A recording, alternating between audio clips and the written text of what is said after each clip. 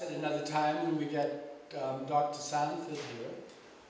Right now, we are going to move on to viewing a Journey Upstream. After that, we will have the draw for the raffle and the silent auction, so that will happen today. Marilyn James will host the draw, and she'll have some words about the Sinai and the importance of fish to the Sinai. We have Leora Bar-el. Leora. Yeah. Sorry, it's okay. Leora. It's okay. Come on up. Okay. And she's going to introduce Nathan Goodale's film.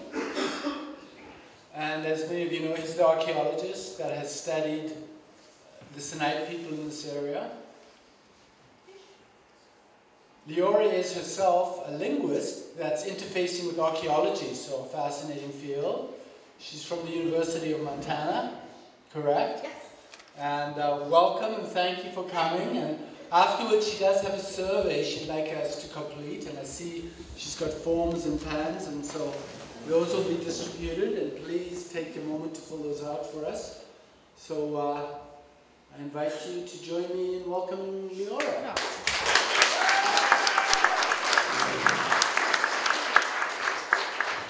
Thanks. So yes, I am not Dr. Nathan Goodale, but I am here in his stead along with Leora Bar-el from Selkirk College, who is an anthropologist there.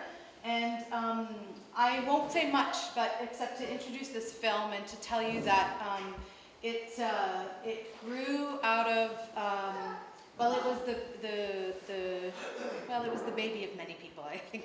But it was the main senior honors thesis project for Erica Kautz, I think. Is that Kautz? Who is a student who's just graduated from Hamilton College, and Nathan was her supervisor. She now actually is on a fellowship at Simon Fraser University, and so this was the result of a collaboration with the Sinixt community, and you'll see many voices in the film speaking, many people that you know, speaking about the topic, and it was funded by a variety of people, a digital humanities startup grant, and Dean of Faculty at Hamilton College, and a tiny bit of funding that I brought in from the University of Montana. And the film is, I guess, a draft version, and this is, I think, its first public viewing. So indeed, we have some questionnaires that Erica and Nathan would love for you guys to fill out during or after the film to provide some feedback, because Erica is also spending this year revising the film and adding to it and things along those lines. So it's being passed around, and there's some pens, and if you can fill them out before you leave today, it would be very advantageous, and there's a folder here at the side, and you can just slip it in. And I will attempt to answer questions that you might have after the film. I think if there's time for a Q&A, I can do my best to try and answer some of those films, or at least write them all down and forward them to Erica and to Nathan.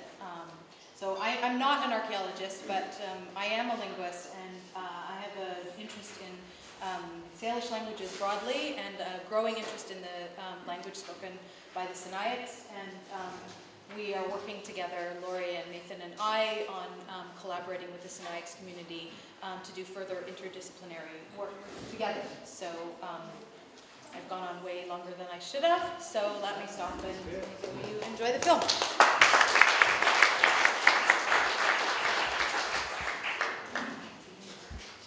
Submitted to an international archaeology, anthropology film festival. Last year they had 20 countries represented, 20 films from 20 different countries represented at that film festival. So this year, this is going to that festival. Leora handed out some questionnaires, and it's for feedback, so that if you see ways that this film can be improved upon, or any comments about what you thought about the film. And this will be one in a series. If you go to the Hamilton College website, you will see that they started a digital humanities initiative.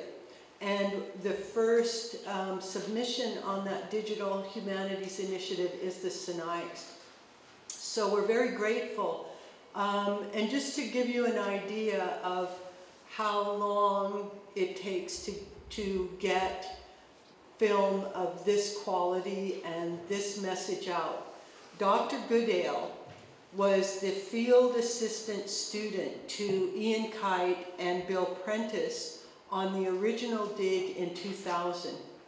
My mother and Bob's mother were the consults on those original digs. Now, of course, my mom and Eva have both crossed over. And so now it's me and Bob.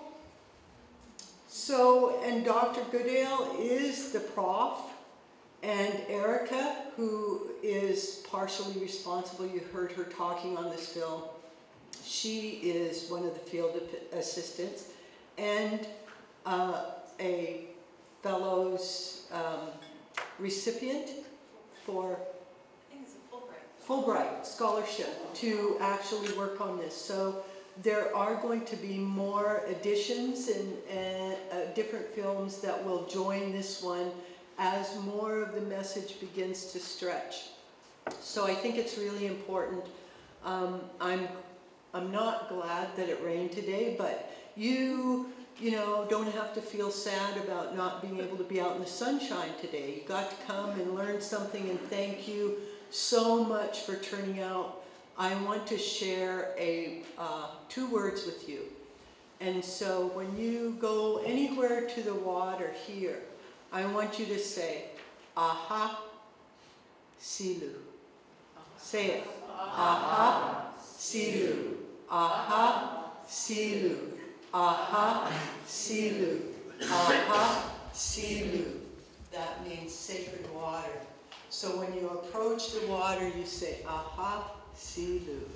So you're approaching the water here, you're acknowledging that it is sacred. It's sacred to all of us. Whether it's running past your house door, or if you have to go down there. Water is really important medicine to our people.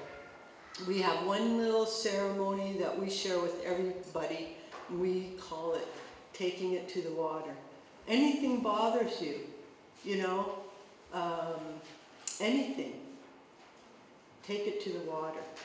So you can go down and you can tell the water how you're feeling inside, if you're hurt, if you're confused, if you're looking for direction. You approach the water and you give the water a gift, and it will help you in many ways. Eileen Perks, who you saw in this film, a local author, she came to me this last summer, and she had been out on the Arrow Lakes, and she reached down and picked something up and realized that it was a bone. And she was bothered by it. And she came to me and she was crying, and I said, Eileen, she says, I know what you're going to tell me. And so the next day, she said she went out to her garden, she cut all of her beautiful flowers, she took them down to the water, and she asked that water for help.